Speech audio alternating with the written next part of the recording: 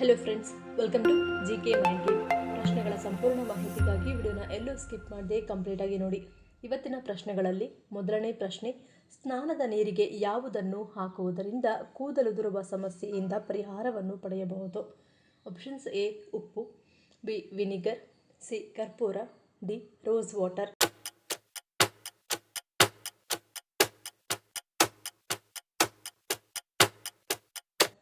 ಸರಿಯಾದ ಉತ್ತರ option B vinegar. ಅಡುಗೆ ಮನೆಯಲ್ಲಿ ಸಾಮಾನ್ಯವಾಗಿ ಬಳಸುವ ವಿನಿಗರ್ ಕೇವಲ ಆಹಾರದ ರುಚಿ ಹೆಚ್ಚಿಸುವ ಪದಾರ್ಥವಷ್ಟೇ ಅಲ್ಲ, ಅದು ಮನೆ ಮತ್ತು ದೈನಂದಿನ ಜೀವನದ ಹಲವಾರು ಕೆಲಸಗಳಲ್ಲಿ ಸಹ ಉಪಯುಕ್ತವಾಗಿದೆ. ಇದರ ರಾಸಾಯನಿಕ ಗುಣಗಳಿಂದ ಶುದ್ಧತೆ, ಆರೋಗ್ಯ ಮತ್ತು ಸೌಂದರ್ಯದಲ್ಲಿ ಸಹ ಸಹಾಯ ಪಡೆಯಬಹುದು. ಮುಖ್ಯವಾಗಿ ಗಡಸು ನೀರಿಗೆ ಆಪಲ್ ಸಿಡಾರ್ ವಿನಿಗರ್ ಅನ್ನು ಹಾಕುವುದರಿಂದ ತಲೆಹೊಟ್ಟು ಕಡಿಮೆ ಮಾಡಿ ಕೂದಲಿಗೆ ಹೊಳಪು ತರಲು ಸಹಾಯ ಮಾಡುತ್ತದೆ. ಇದು ತಲೆ ಚರ್ಮದ pH ಸಮತೋಲನವನ್ನು ಕಾಪಾಡಿ ಆರೋಗ್ಯಕರ ಕೂದಲು ಬೆಳವಣಿಗೆಗೆ ಸಹಾಯ ಮಾಡುತ್ತದೆ. ಇದರೊಟ್ಟಿಗೆ ಕೂದಲು ಉದುರುವ ಸಮಸ್ಯೆ ಕೂಡ ಕಡಿಮೆಯಾಗುತ್ತದೆ.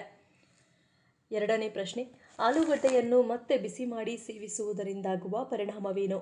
ಆಪ್ಷನ್ಸ್ ಎ ಗ್ಯಾಸ್ಟ್ರಿಕ್, ಬಿ ಸಂಧಿವಾತ, ಸಿ ಪೋಷಕಾಂಶ ನಾಶ, ಡಿ ರಕ್ತ ಕಣ ಕುಸಿತ.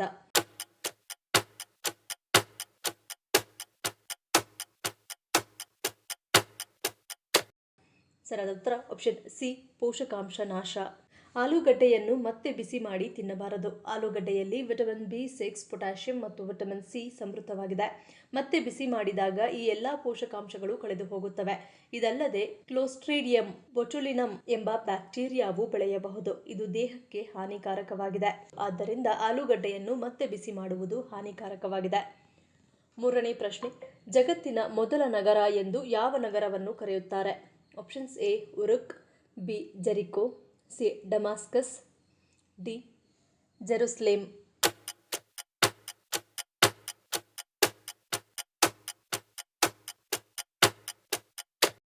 ಸರಿಯಾದ ಉತ್ತರ ಆಪ್ಷನ್ ಬಿ ಜೆರಿಕೋ. ಮಧ್ಯಪ್ರಾಚ್ಯದ ಜೋರ್ಡಾನ್ ನದಿಯ ಬಳಿಯ ಪಶ್ಚಿಮ ದಂಡೆಯಲ್ಲಿರುವ ಜೆರಿಕೋವನ್ನು ಅತ್ಯಂತ ಹಳೆಯ ಜನವಸತಿ ನಗರಗಳಲ್ಲಿ ಒಂದೆಂದು ವ್ಯಾಪಕವಾಗಿ ಪರಿಗಣಿಸಲಾಗಿದೆ. ಸುಮಾರು 9000 BCEಯಷ್ಟು ಹಿಂದಿನ ವಸಾಹತು ಪುರಾವೆಗಳಿವೆ. ಜೆರಿಕೋದ ಪ್ರಾಚೀನ ನಗರದ ಗೋಡೆಗಳು ಮತ್ತು ಗೋಪುರ, ಹಾಗೆಯೇ ಕುಂಬಾರಿಕೆ ಮತ್ತು ಉಪಕರಣಗಳಂತಹ ಪುರಾತತ್ವದ ಶಾಸ್ತ್ರದ ಸಂಶೋಧನೆಗಳು ಮಾನವ ಆಕ್ರಮಣದ ದೀರ್ಘ ಇತಿಹಾಸವನ್ನು ಸೂಚಿಸುತ್ತವೆ. ನಾಲ್ಕನೇ ಪ್ರಶ್ನೆ, ಶೀತ, ಕೆಮ್ಮು ಮತ್ತು ಅಸ್ತಮಾ ಸಮಸ್ಯೆಗಳಿಗೆ ಯಾವುದು ಉತ್ತಮ ಮನೆಮದ್ದಾಗಿದೆ? ಆಪ್ಷನ್ಸ್ ಎ ಶುಂಠಿ, ಬಿ ಕಾಳುಮೆಣಸು, ಸಿ ವೀಳ್ಯದೆಲೆ, ಡಿ ಹಿಪ್ಪಲಿ.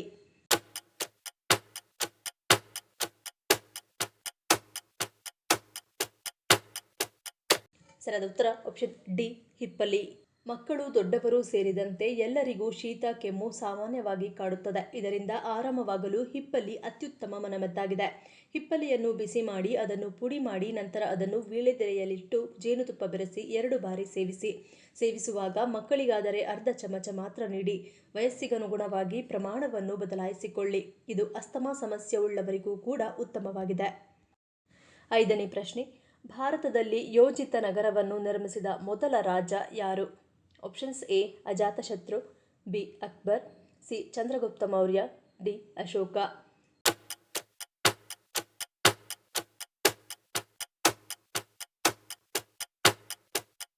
ಸರಿಯಾದ ಉತ್ತರ ಆಪ್ಷನ್ ಎ ಅಜಾತಶತ್ರು. ಭಾರತದಲ್ಲಿ ಯೋಜಿತ ರಾಜಧಾನಿ ನಗರವನ್ನು ನಿರ್ಮಿಸಿದ ಮೊದಲ ರಾಜ ಮಗಧದ ಆಡಳಿತಗಾರ ಅಜಾತಶತ್ರು. ಸುಮಾರು ಕ್ರಿಸ್ತಪೂರ್ವ 492ರಿಂದ 460ರಲ್ಲಿ ಪಾಟಲಿಗ್ರಾಮ ಎಂಬ ಸಣ್ಣ ಹಳ್ಳಿಯನ್ನು ಪಾಟಲಿಪುತ್ರ ಎಂಬ ಕೋಟೆಯ ನಗರವನ್ನಾಗಿ ಪರಿವರ್ತಿಸಿದನು. ಅಜಾತಶತ್ರು ಅದರ ಗೋಡೆಗಳು, ಕಂದಕಗಳು, ದ್ವಾರಗಳು ಮತ್ತು ಗೋಪುರಗಳನ್ನು ಎಂಜಿನಿಯರ್ಗಳು ಮತ್ತು ವಾಸ್ತುಶಿಲ್ಪಿಗಳನ್ನು ಬಳಸಿಕೊಂಡು ಎಚ್ಚರಿಕೆಯಿಂದ ಯೋಜಿಸಿದನು. ಅವನ ನಗರವು ಬಲವಾದ ರಾಜಕೀಯ ಮತ್ತು ಮಿಲಿಟರಿ ಕೇಂದ್ರವಾಯಿತು. ನಂದ, ಮೌರ್ಯ ಮತ್ತು ಗುಪ್ತರಂತಹ ಭವಿಷ್ಯದ ಸಾಮ್ರಾಜ್ಯಗಳಿಗೆ ಅಡಿಪಾಯ ಹಾಕಿತು. ಆರನೇ ಪ್ರಶ್ನೆ, ಯಾವ ಹಣ್ಣನ್ನು ಸೇವಿಸುವುದರಿಂದ ಕ್ಯಾನ್ಸರ್ ಮತ್ತು ಕಿಡ್ನಿ ಕಾಯಿಲೆಗಳಿಂದ ದೂರವಿರಬಹುದು? ಆಪ್ಷನ್ಸ್ ಎ ಸೇಬು, ಬಿ ಕಿತ್ತಳೆ, ಸಿ ಪರಂಗಿ, ಡಿ ದಾಳಿಂಬೆ.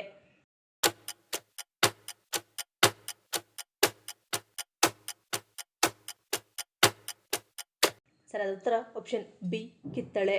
ಕಿತ್ತಳೆಯನ್ನು ಸೇವಿಸುವುದರಿಂದ ಕ್ಯಾನ್ಸರ್ ಮತ್ತು ಕಿಡ್ನಿ ಕಾಯಿಲೆಗಳಿಂದ ದೂರವಿರಬಹುದು. ಕಿತ್ತಳೆಯಲ್ಲಿರುವ ಫೋಲೇಟ್ ಅಂಶವು ರಕ್ತಹೀನತೆಯನ್ನು ತಡೆಯುವಂತಹ ಕೆಲಸವನ್ನು ಮಾಡುತ್ತದೆ. ಚಳಿಗಾಲದಲ್ಲಿ ಕಿತ್ತಳೆಯನ್ನು ಸೇವಿಸುವುದರಿಂದ ರೋಗನಿರೋಧಕ ಶಕ್ತಿಯನ್ನು ಹೆಚ್ಚಿಸುವುದರ ಜೊತೆಗೆ ಸೋಂಕುಗಳಿಂದ ದೂರ ಉಳಿಯುವಂತೆ ಮಾಡಿ ನಿಮ್ಮ ಚರ್ಮಕ್ಕೆ ಉತ್ತಮವಾದ ಆರೋಗ್ಯವನ್ನು ನೀಡುತ್ತದೆ. 7ನೇ ಪ್ರಶ್ನೆ, ಲಿಪ್ ಕಿಸ್ ಮಾಡುವುದರಿಂದ ಗುಪ್ತವಾಗಿ ಹರಡುವ ಕಾಯಿಲೆ ಯಾವುದು? Options A syphilis, B herpes, C norovirus, D HPV.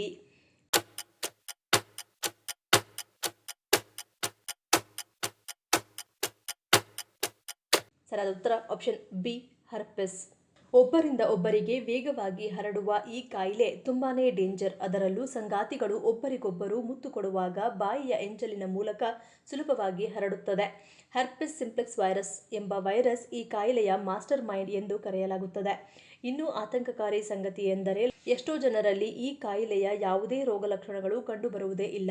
ಈ ಕಾಯಿಲೆಯ ಪ್ರಮುಖ ಲಕ್ಷಣಗಳೆಂದರೆ ಬಾಯಿಯ ಸುತ್ತಮುತ್ತ ಕೆಂಪು ಅಥವಾ ಸಣ್ಣದಾದ ಬಿಳಿ ಬಣ್ಣದ ಗುಳ್ಳೆಗಳು ಕಂಡುಬರಲು ಶುರುವಾಗುತ್ತವೆ. 8ನೇ ಪ್ರಶ್ನೆ, ಭಾರತದ ಯಾವ ಕಣಿವೆಯನ್ನು ಆರ್ಕಿಡ್ಗಳ ನಾಡು ಎಂದು ಕರೆಯಲಾಗುತ್ತದೆ? Options A Kashmir, B Uttarakhand, C Arunachal Pradesh, D Kerala.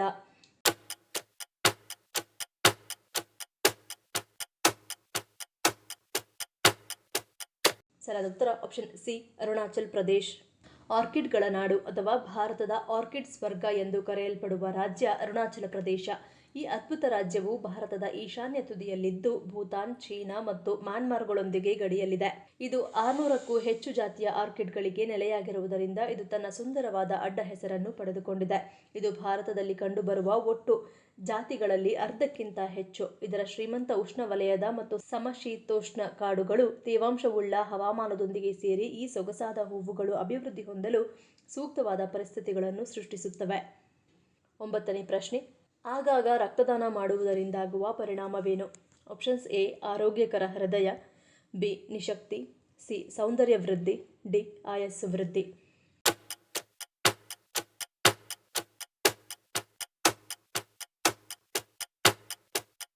ಸರಿಯಾದ ಉತ್ತರ ಆಪ್ಷನ್ ಎ ಆರೋಗ್ಯಕರ ಹೃದಯ.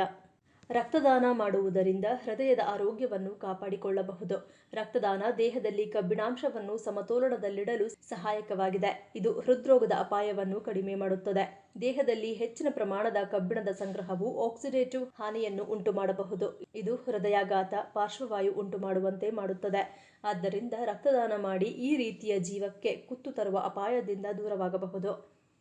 10ನೇ ಪ್ರಶ್ನೆ, ಅತಿಯಾದ ಚಹಾ ಮತ್ತು ಕಾಫಿ ಸೇವನೆಯು ಯಾವುದಕ್ಕೆ ಕಾರಣವಾಗುತ್ತದೆ? ಆಪ್ಷನ್ಸ್ ಎ ಹೃದಯಾಘಾತ, ಬಿ ನಿದ್ರಾಹೀನತೆ, ಸಿ ಮಧುಮೇಹ, ಡಿ ಮೇಲಿನ ಎಲ್ಲವೂ.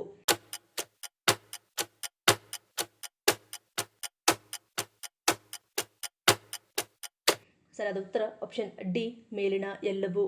ಅತಿಯಾದ ಚಹಾ ಮತ್ತು ಕಾಫಿ ಸೇವನೆಯು ಹೃದಯದ ಆರೋಗ್ಯದ ಮೇಲೆ ಪರಿಣಾಮ ಬೀರುತ್ತದೆ. ಅಧಿಕ ರಕ್ತದೊತ್ತಡ ಅಥವಾ ಹೃದಯ ಸ್ಥಿತಿ ಇರುವ ವ್ಯಕ್ತಿಗಳಿಗೆ ಅಪಾಯವನ್ನುಂಟು ಮಾಡುತ್ತದೆ. ಸಿಹಿ ಚಹಾ ಅಥವಾ ಕಾಫಿಯನ್ನು ನಿಯಮಿತವಾಗಿ ಸೇವಿಸುವುದರಿಂದ ರಕ್ತದಲ್ಲಿನ ಸಕ್ಕರೆ ಮಟ್ಟಗಳ ಮೇಲೆ ಪರಿಣಾಮ ಬೀರುತ್ತದೆ. ಇನ್ಸುಲಿನ್ ಪ್ರತಿರೋಧ ಮತ್ತು ಟೈಪ್ 2 ಮಧುಮೇಹದ ಅಪಾಯವನ್ನು ಹೆಚ್ಚಿಸುತ್ತದೆ. ಅತಿಯಾದ ಕೆಫೇನ್ ಒತ್ತಡ ಮತ್ತು ನಿದ್ರಾಹೀನತೆಗೆ ಕಾರಣವಾಗಬಹುದು. ಮಾನಸಿಕ ಯೋಗಕ್ಷೇಮದ ಮೇಲೆ ಪರಿಣಾಮ ಬೀರಬಹುದು ಮತ್ತು ಆಲಸ್ಯವನ್ನು ಉಂಟುಮಾಡಬಹುದು. 11ನೇ ಪ್ರಶ್ನೆ, ಯಾವ ಗ್ರಹವನ್ನು ಉಂಗುರ ಗ್ರಹ ಎಂದು ಕರೆಯಲಾಗುತ್ತದೆ? ಆಪ್ಷನ್ಸ್ ಎ ಮಂಗಳ, ಬಿ ಗುರು, ಸಿ ಶನಿ, ಡಿ ಶುಕ್ರ.